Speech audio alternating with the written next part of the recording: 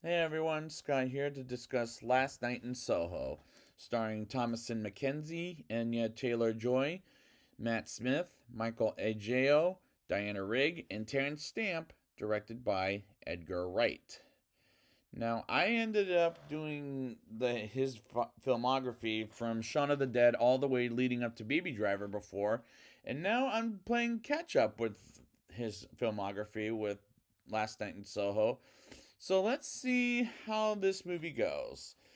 I have seen it three times actually, twice in theaters, once on my Apple TV.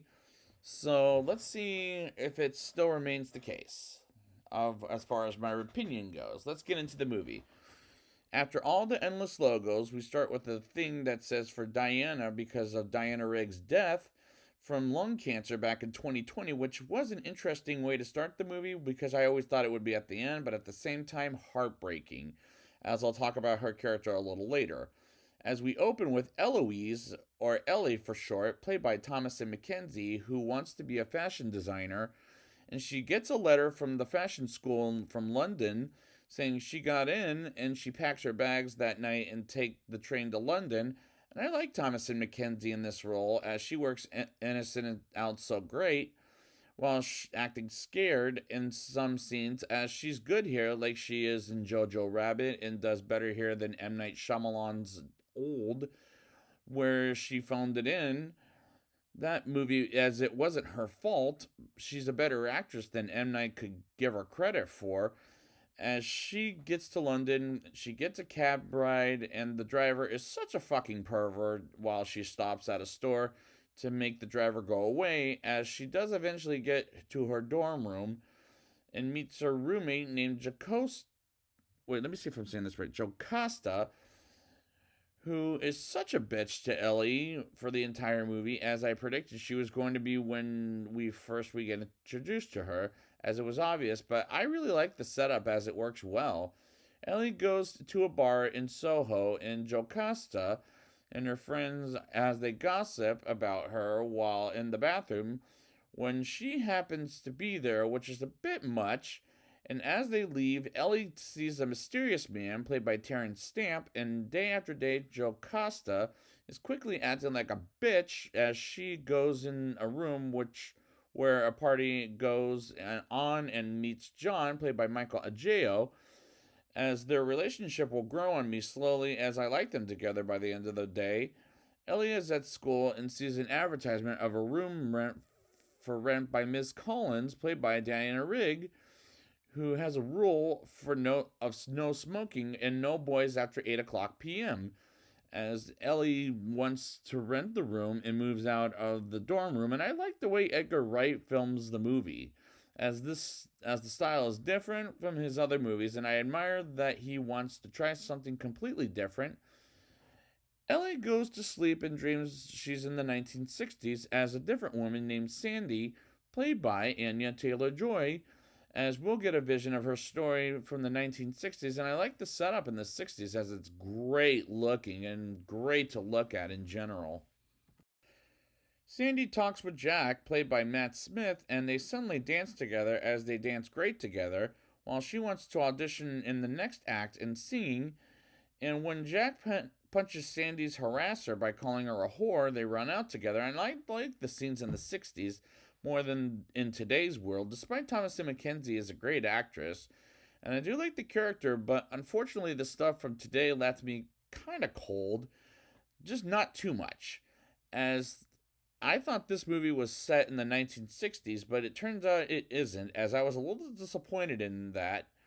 Ellie is at school and Jocasta notices her a hickey on her neck from the dream she had, and the scenes are rather awkward for sure. As the next night comes and we see Jack approaching Sandy at her house to go to the Rialto, and she auditions singing the song Downtown, which was one of the trailers, but the singing is good but at the same time pretty damn frightening, which is why it was in the trailer as a horror movie. And there's times it was a horror movie, but with some scenes that could be frightening in real life scenario, and it rings true to life. and the movie does a good job at doing so. Ellie dyes her hair to a blonde and goes shopping as she sees the real Toll is still there, as the stall is Blossom, and it's a lot of money, to the point she gets a job at a bar and is encountered by the mysterious man, as he's led to believe he knows her mother, as her mother is dead from years ago. And the scene is scary for damn sure. Ellie goes back to sleep and sees Sandy as a showgirl where men could stare at her ass. And am I dreaming, or is this movie telling girls to stay away from perverts in the world like Jack? And to be fair, the subject makes me uncomfortable, but because I'm not a pervert by any means, but Jack is abusing Sandy to be a sex slave.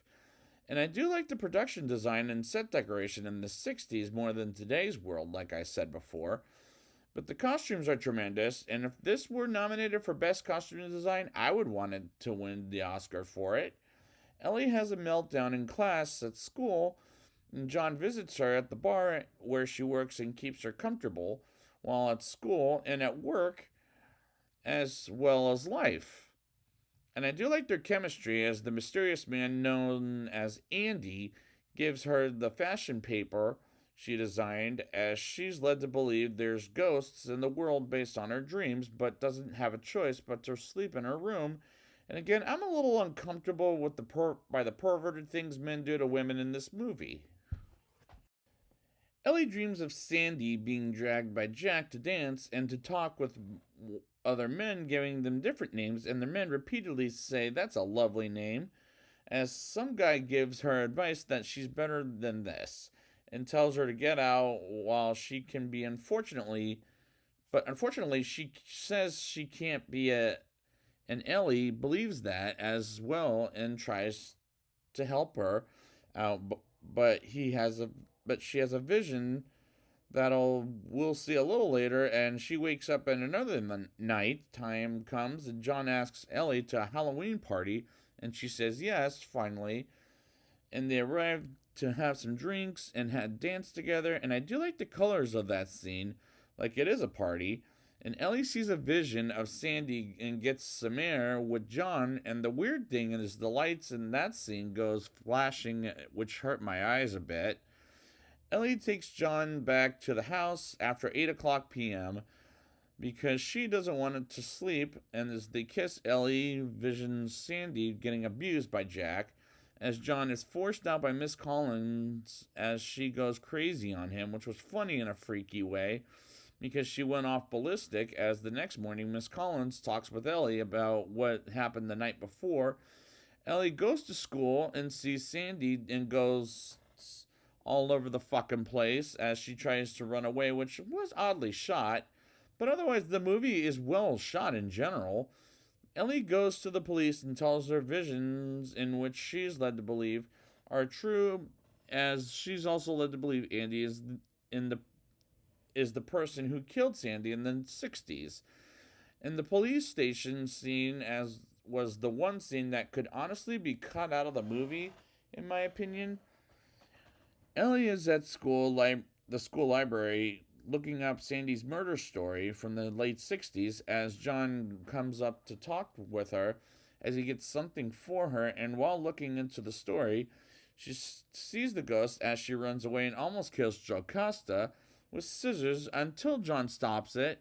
And Jocasta calls security, and she runs out and goes after Sandy until she pushes her in the ground and runs to the bar and talk with Andy. And the scenes are frightening to watch, as Edgar Wright does a good job making this movie frightening. Ellie talks with Andy while recording a confession from him, but he doesn't confess he killed her, but he confesses he was the one who wanted Sandy to get her out of her miserable life, as he didn't kill Sandy, as he gets out and runs over, as Ellie learns his name is Lindsay. For what reason? I don't know. And was a cop and calls her grandmother, while John finds Ellie as she wants to leave London because it's as bad as people are saying for half the movie, and packs her stuff and tells Miss Collins she's moving out, and tells Miss Collins she wants to leave, and she gives Ellie tea with some kind of poison, which doesn't kill her as exactly as Ellie learns Miss Collins' first name is Sandy. Da da da, which is a twist that caught me off guard when I first saw the movie. And we see a flashback of Sandy killing Jack as she stabbed him 100 times, as well as the other men that seduced her, and she knocks out Ellie briefly as John comes to the door and gets gutted in the stomach. While Ellie is getting cut by Sandy and imagines her younger days and gets her things and tries to get the fuck out of the room, but is trapped by the ghosts as Sandy comes in the white while the house is burning down, and Sandy tries to kill herself, and Ellie hugs Sandy, and Sandy tells Ellie to get out of the house and to take John with her, and they get out of there, which was an interesting twist. In a way, it caught me off guard. The last scene is Ellie showing off the costumes with Grandma and John supporting her, and how happy and proud both are. And Ellie sees Sandy in the mirror, and the climax wasn't interesting and in a creepy kind of way to make me uncomfortable, and it works pretty damn good, despite this isn't Edgar Wright's best work, in my opinion. Now it's time for the rating. I'll give this movie a 7.4 out of 10. This may not be the best Edgar Wright film, but I enjoyed it with the production and set decoration and costume design as the best thing about the movie, in my opinion. The performances are good by the actors, as there were times that made me frightened and in an uncomfortable kind of way, as it shows realism very well. There were some choices that weren't the best, but this was a good movie, as it wasn't there as there were times it scared me to death, as Edgar Wright delivered a good horror film. Not a great one, in my opinion, but it's still a good movie. So I'd like to thank you guys for joining me, and next time, and until Edgar Wright decides to make another film, adios.